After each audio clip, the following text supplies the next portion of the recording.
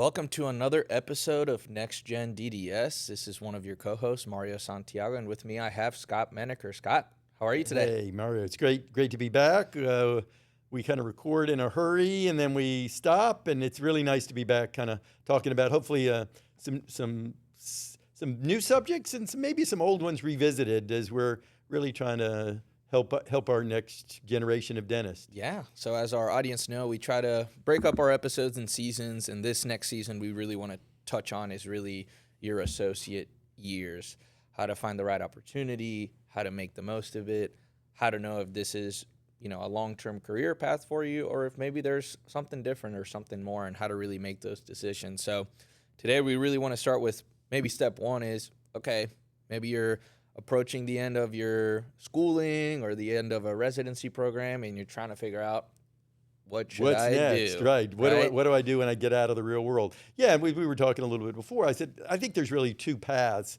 as you look at associateships. One is for experience, and one is for an opportunity.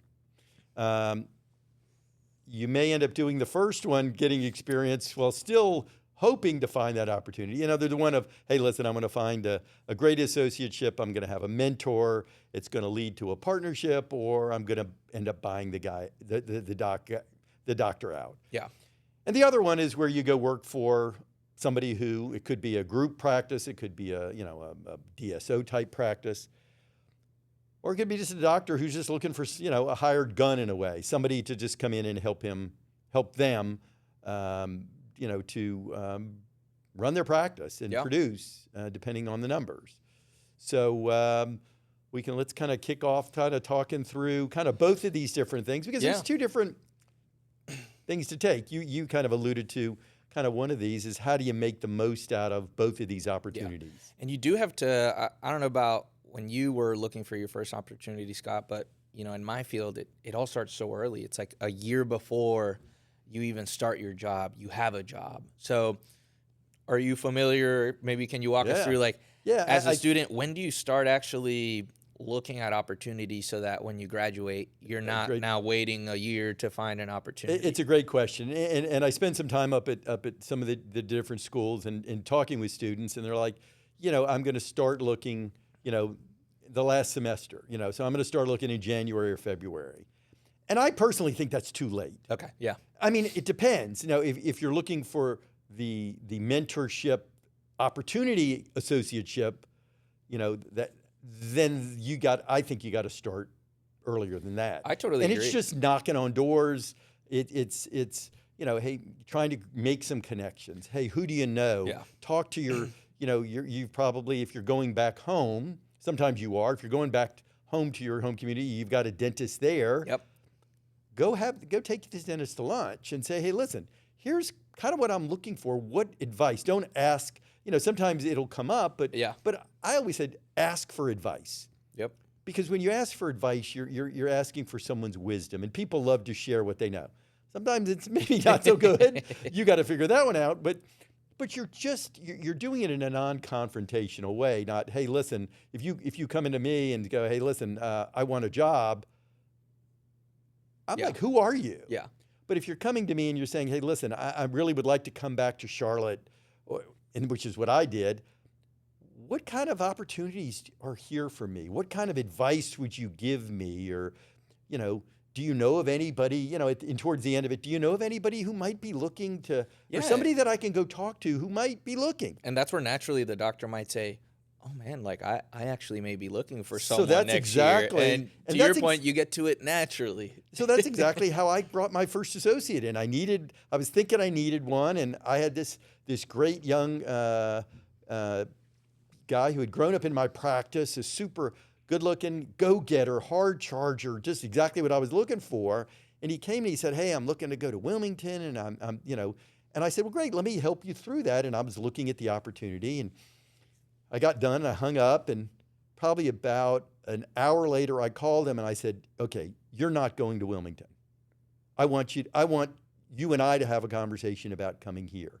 So sometimes, it was in the back of my mind, and it just kind of, you kind of got kicked a little bit. Yeah, so I got to say, I've worked with a lot of doctors who they would love an associate and they don't know how to find someone. So it's really funny how I think the young crowd maybe is thinking like, oh my gosh, like there's no opportunities out there. And it's like, not every doctor's going out there and posting a job opportunity, right? So sometimes they're looking for that person Most of the to time, fall on their lap. right. Most of the time, it's not, and so Yeah. it's you know, you got to start building your network. It's one of the things I say to all dentists and every young person.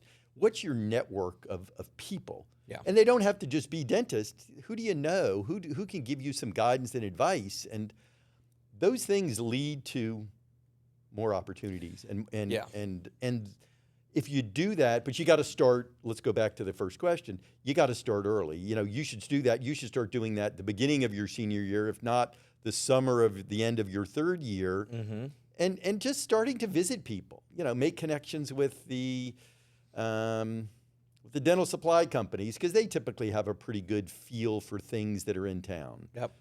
So if it's Patterson or Shine or Benco or Atlanta Dental or wherever it is, who are the big players, and just go have a conversation. And you got to figure out where you want to be, but being flexible is super helpful. You know, I went to speak to some residents a couple months ago, and you know, half of them had opportunities lined up, half of them didn't, and I'm trying to poke around, figure out, okay, why do some of you have something, why do some of you don't? And the ones that didn't had very specific place they wanted to be at. They wanted to be in New York City. So the more specific you are, then you better start earlier, I would say, in making connections with people in that specific location. But look, if you widen the net a little bit, you never know what opportunities could come up your way if you're willing to, hey, commute 30 minutes into the city or something like that versus being in the city. Yep. And we'll have one of our episodes coming up, spoiler alert, will be about contracts. And so one of the things is you're talking about, where do you want to be? Sometimes you might not, if that opportunity is there, because of a restricted covenant that you may have to sign, you need to be really careful. Maybe you go somewhere else to go get that experience associateship.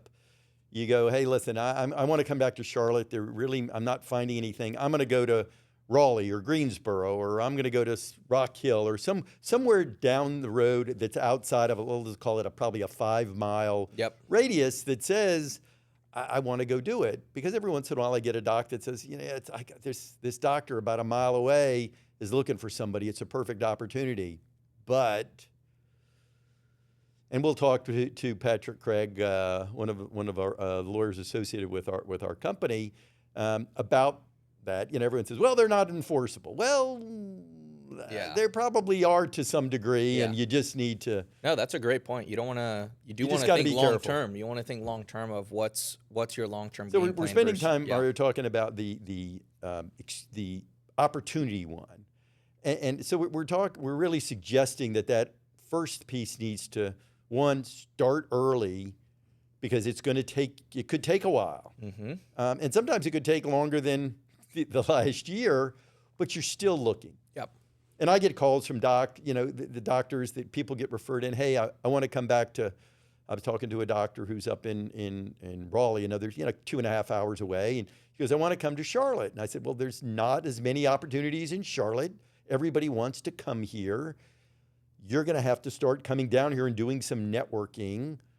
I might hear of something here or there, and I gave her names of some groups, but those are going to be leading more towards the experienced ones, where she's going to go work for somebody that doesn't really need a long-term partner or a buyout, but they just need somebody to come work for them. Yeah. And then again, going back to my point, you got to be a little bit careful. So if you go, Scott, let's talk about the route of experience. Like you said, if you graduate and you really want to hone in on your clinical experience, what kind of options would you say doctors have? Yeah, and I think there are a lot of different opportunities there, but you're going to probably go work for a larger group base. Now, you may not know them. There's some of them that may have 15 to 20 offices in a place, and you see their names all over town. There's some national groups that you've got. They're probably going to be on some of the different social media groups, where they're, hey, looking for dentists. There's typically going to be a lot of those, because there's going to be a lot of turnover in that. You're going to have dentists that are going to come for a year or two or three. until they find maybe the next piece. Mm-hmm. Now, I get some doctors, I talk to a few doctors that have been at it for 10 years in a place. Yep. And they're like, okay, I finally had enough. Yeah. Yeah. And that's a long time. Yeah. But maybe the opportunity is good. Maybe they're getting compensated well. And you're probably doing a lot of ramping up your production right, and knowing sure. how to produce, because if the long-term plan for you is to eventually buy into something, well, you need to know how to produce. That's right. And we can talk maybe in one of the episodes later. We've talked a little bit in the past about lending, getting money from banks. One of the things they're going to want to see is what's your production numbers. Yep. So if you're buying, let's call it a practice that the doctor's producing $800,000 a year, if you're only got a history of producing 4, the banks are probably not going to lend on that. Yep. Yep. Or they're certainly not going to be very aggressive in terms of what they're doing. Yeah. I've got a doc that's doing $1.4 million on his own right now, production, working for a doctor. Mm-hmm. He didn't. We're thinking maybe that this guy's going to finally look to sell, but he was not doing it before. Yeah. But he's got a history. He could walk in tomorrow and do it. Yep. And then I get others that are just not prepared, and I'm like, you're going to struggle keeping these numbers up. Yep. And the banks are going to balk at that. So you want to get your numbers. Coming out of school, you're given, you're taking probably 2-3 hours to do a crown prep, and that's okay in the school setting, but it's not going to work if you're trying to ramp up your production. And the only way to go do that is you got to pick up a handpiece and you got to start cutting teeth. No, and that's kind of the plus of, we always say we're not for or against the corporate groups. I think a plus there is you may get that clinical experience of just doing a lot of repetition. Yep. Maybe you're not getting the experience in terms of how to manage a business or something like that. So let's say you pick the other route where you work as an associate at a private practice with just, let's say, one doctor.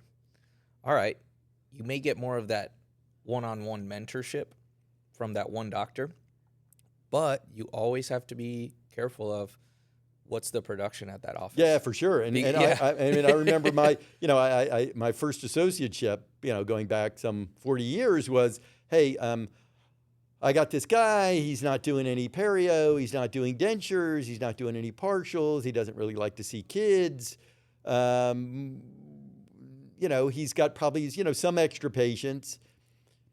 And okay, well, great. Well, guess what? There really wasn't that much for me to go do. Yeah, there wasn't a lot of work There for wasn't. you as the Yeah, and so we can get into, one of the things we do when we're from our transition side is, and I just had a call with a doctor the other day of saying, hey, listen, I think I found somebody, but I want to bring her in. And I said, well, have you really done your preparation? Yep. Now she's got a big enough practice, she could take somebody in. But I said, you need to really get your systems and everything set up so that you're ready to go. But some doctors, so we do what we call a trigger point that says, here's where it makes sense to bring somebody in. Mm-hmm. And most doctors don't do that. They go, yeah, I think I'm busy and I'm ready.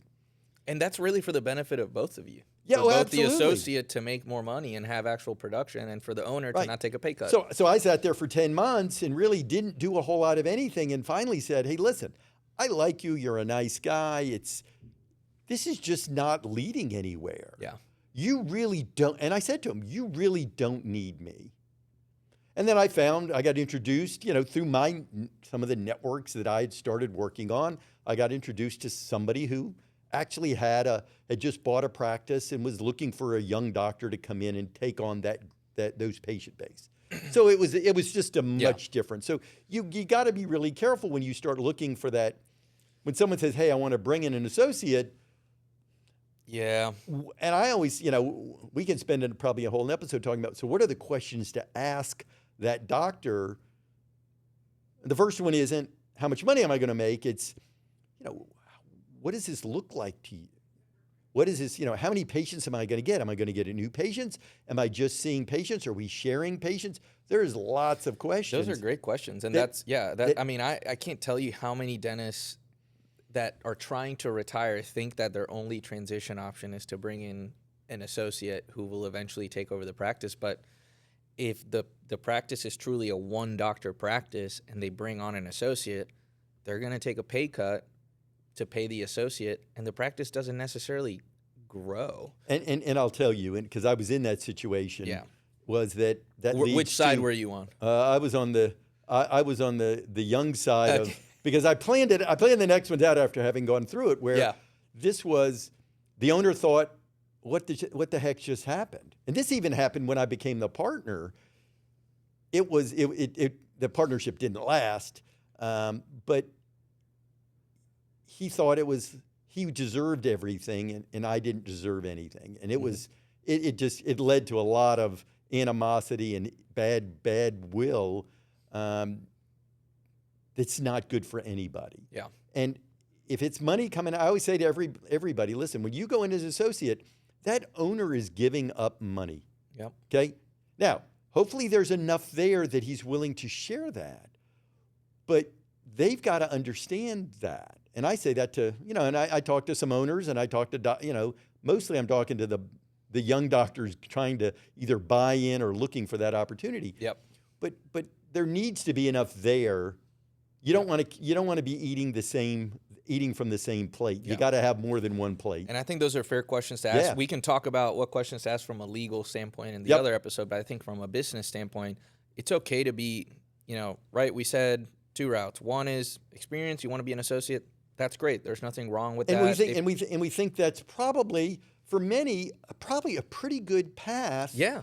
Because you're not going to find a lot of those, what we call it, the opportunity associateships that are really set up. Some are, and those are great, and those are wonderful. Yeah. But those are going to just be harder to find. Yeah, and that's a great path. Look, if you're looking for a stable income, stable hours, that's a great path. You're going to make decent money. Now, if you're looking for the experience path, I think these are the questions that you need to ask, the ones that we're talking about. I think it's totally fine if you're going into an office and interviewing to be upfront about what you want, right? Because if you want partnership down the road, but you never express that, then the doctor might say, hey, I might get away with just having this associate who doesn't want partnership. And then 5 years go by, you're wondering when they're going to bring up partnership because you haven't brought it up. And then they tell you that they're not offering partnership. Now you just wasted 5 years at a practice that. That's right. And I get those. Yeah. I get those a lot, of a doctor going, well, the doctor said it was going to lead to something, and I'm 5 years in, and it's going nowhere. Yeah. So you want to clarify that up front. I said and you want to try and do that up front. And so, one of the things that we do from the transition side, our team, is if a doctor is looking to do this this associateship leading to a partnership, we do all of the work up front. The doctor's made an investment in this. They know what point this can be successful and grow. Yep. A lot of doctors don't do that. And so you just want to go, hey, listen, how have you planned this out? I'd say, where do you, Dr. Mario, where do you see this going in 2 to 3 years? Mm-hmm. And then just listen. And if he says, well, I'm not really sure about that. Well, that should be I'm not saying it's a full red flag, but it's a big yellow one going, warning, because he hasn't thought about this. Yeah. Are you going to give me, am I going to see new patients? Yeah. Are you going to allow me to treat some of your patients, and do work on them? Will I be seeing, who's checking, if we're going to be checking hygiene patients, or am I only checking the new patients that I see, or am I checking your patients? I said I didn't care. I was busy. I wanted to make it fair. I didn't care. And if they wanted to see my partner, Trish, great. Yeah. And if they wanted to see me, great. Great. But I was willing to do that, which was, it was, it's the perfect storm. Yeah. Yeah. A lot of doctors aren't, but that determines, are you going to be seeing new patients?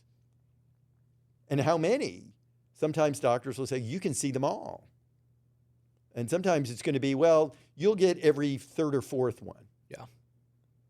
And you're going to be sitting around twiddling your thumbs a lot. Not getting the experience you want. Yeah. And so you just want to ask those kind of questions. How do you see, what kind of work am I going to be doing? Are there certain things you don't like to do that you'd want me to do? How's the staffing going to be? Am I going to have my own assistant, or are we going to be sharing one when there's overflow time? Danger. Yeah. There's just, and then you want to get in a little bit of an assessment of, so what is the staff? Are the staff looking at me like they're cutting, they're throwing daggers at me, or are they going, hey, listen, we're really excited about having somebody here? And some of that is just, it all starts from the owner doctor in terms of what he's sharing and what he's doing. And if they're not planning it well, I'm going to probably say it's not going to turn out well for you. And a lot of it too is on you, right? I think of my mom sometimes. She's a periodontist. She never wanted to be an owner. She just liked doing the work. But when I always talked to her about her work, she always talked about her practice and her patients. And I really liked that because she produced really well, and the owner probably loved that. She obviously loved that. But she thought of it as her patients. She's building her patient base, her practice. So in an ideal world, you want someone who has that kind of ownership of, hey, I'm trying to build up my own book. And I've probably said this. I won't say I've said it on every one of our episodes, but I always say to the young dentist, the biggest question that you can ask is to a doctor or owner is, so what can I do to help your practice? Yeah. What are the things that I can do to help you? And if the doctor hasn't thought about that, okay, probably go look somewhere else. But if he says, I'm really seeing that we can grow this and we can, I can see some more patients. I want to offer some more services, but I'm just so, well, I think I can help you do that. Yeah. I think maybe we can, I'd love the opportunity to see where this could go. Yeah. And those are the kind of things that start to set up that opportunity one, because then all of a sudden this doctor's either thought about it or he said, I'm thinking about it, but it might, Yeah. We can get into it, spend a little more time later later talking about the planning process of why it's important. Yeah.